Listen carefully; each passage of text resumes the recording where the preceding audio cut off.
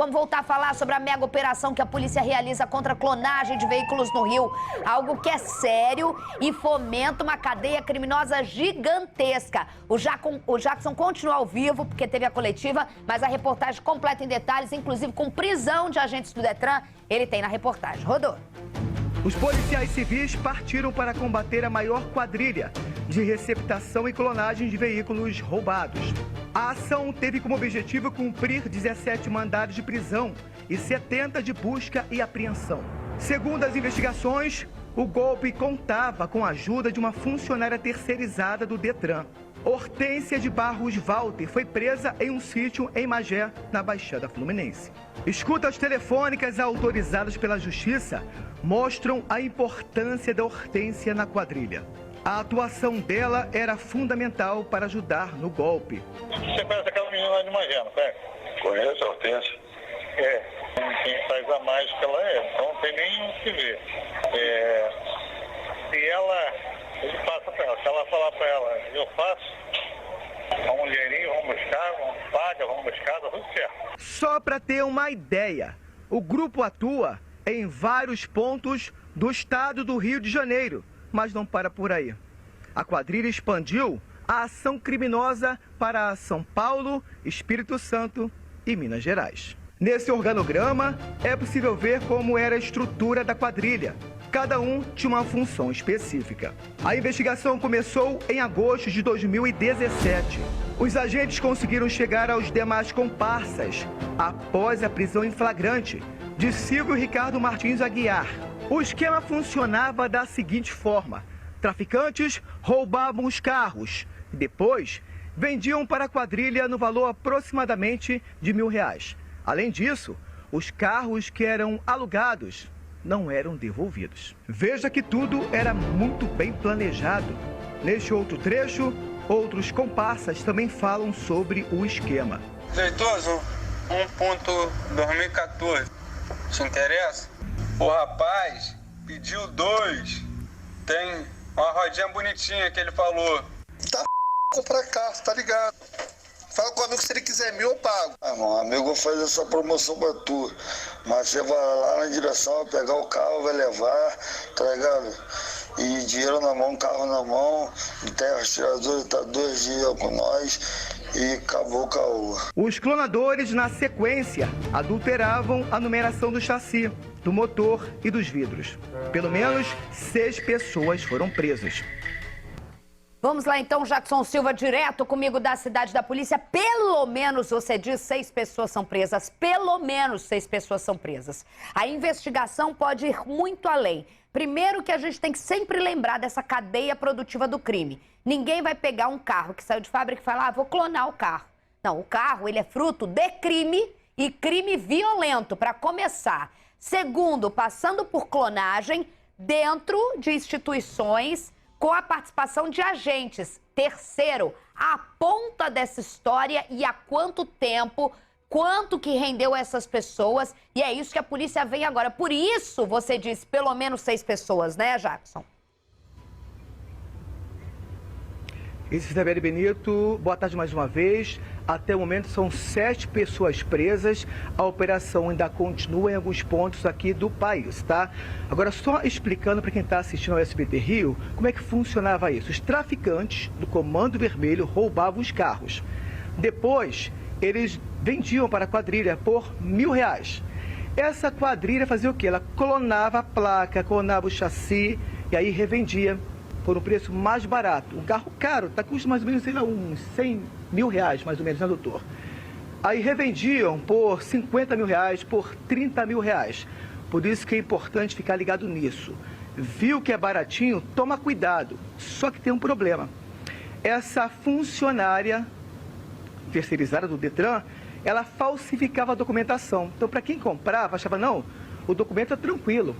Então, o documento está correto, cristalizado, eu posso comprar. Então, por isso que a pessoa também aproveitava o valor, né? De alguma maneira era oportunista, mas também conseguia, né, comprar o carro com esse documento falso. Vamos então falar com o doutor Ângelo, muito obrigado pela sua participação. Um esquema muito bem estruturado, que funciona em vários pontos do país. mas a participação dessa funcionária chamou muita atenção. Como é que ela agia? Uma boa tarde para o senhor. Boa tarde, Isabelle. Boa tarde, Isabelle. Boa tarde a toda a audiência do SBT. Chamou muito a atenção, sim, porque ela era uma peça fundamental da engrenagem dessa organização criminosa. Sem essa pessoa que trabalhava no Detran, ela era terceirizada do Detran, a quadrilha não conseguiria auferir os lucros que eles vieram a auferir. Por quê? Após receptar os veículos produto de crime, produto de roubo, junto ao tráfico de droga, a maioria adquirido junto ao tráfico de droga por um valor mínimo. Você parar para pensar que veículo, que é uma coisa cara, que custa aí na faixa de R$100 mil, eles compravam esse veículo roubado por R$1.000. Depois da aquisição desses veículos, bem barato, né, R$1.000, essa funcionária do Detran começava a fazer uma série de consultas para ver por qual carro que eles iriam clonar. Aí começava um processo de clonagem. Eles alteravam o chassi do veículo, eles alteravam a numeração do vidro do veículo, até a etiqueta, que é uma coisa que pouca gente sabe.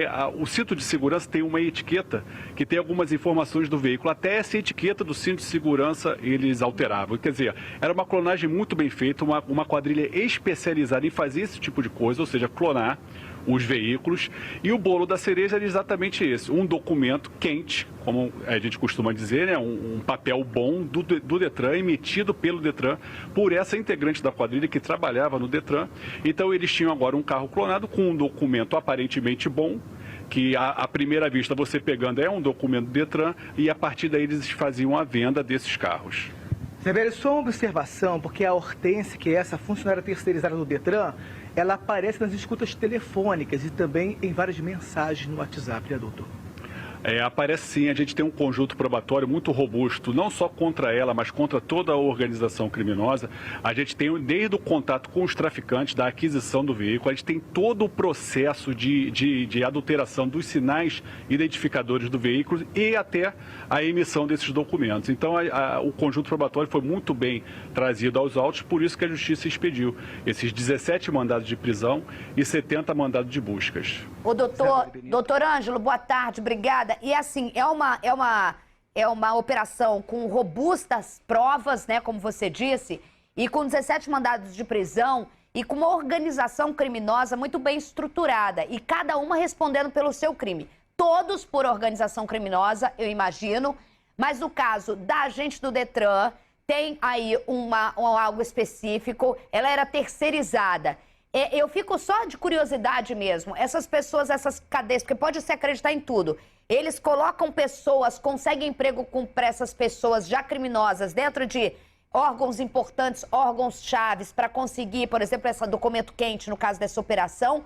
Ou como que eles chegam nessa pessoa? Porque eu fico imaginando como que uma quadrilha consegue pensar dentro de um órgão como o Detran, fala, pô, aquela ali aceitaria. Sabe, eu não consigo como imaginar que eles conseguem, ou eles colocam um membro realmente que já é bandido, ou como que eles conseguem de alguma forma interceptar uma funcionária terceirizada específica que consegue fazer essa documentação quente, ou seja, entre aspas, legalizada. Tem outra parte que é o traficante que vai roubar esse carro, e outra, a gente não pode esquecer da ponta dessas pessoas, que por mais que se sintam inocentes na história, mas a gente tem que desconfiar de qualquer coisa quando você compra algo muito mais barato. Quando você tem, mas o documento, no caso do Detran, o documento era quente, eu não desconfiei. Cara, mas na boa não existe almoço de graça, né, doutor?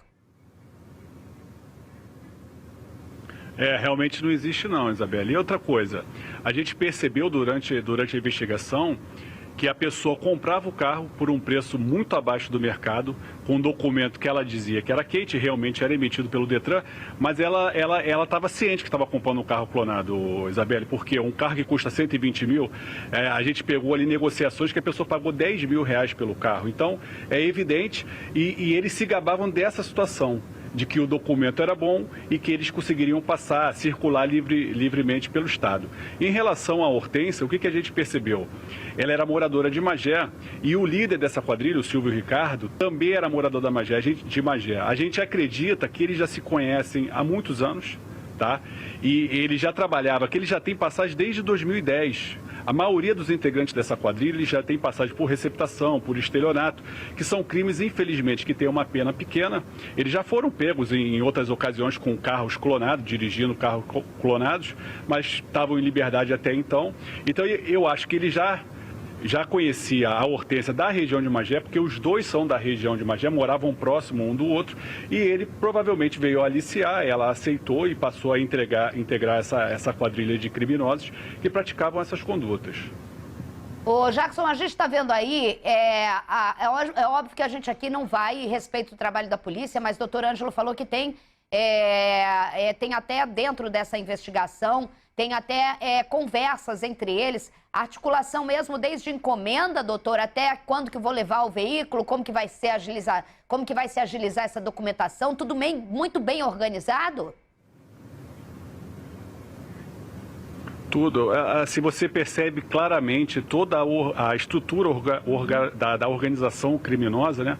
Você vê ali há diversos tipos de crime. Inclusive tem uma situação específica que eles estão com um carro batido e eles encomendam um roubo de um carro similar àquele para enxertar as peças do veículo roubado naquele veículo ali, para depois revenderem. A gente percebeu também pelo nosso trabalho de interceptação de que muitas vezes eles trocavam um carro clonado por armas de fogo, tá? Essas armas de fogo depois, posteriormente, eram negociadas com o tráfico de drogas para trocarem por outros veículos que seriam clonados pela essa quadrilha, uma quadrilha muito grande que atuava na região metropolitana, na região dos lagos, no norte, noroeste fluminense, quer dizer, praticamente atuava em todo o estado da federação.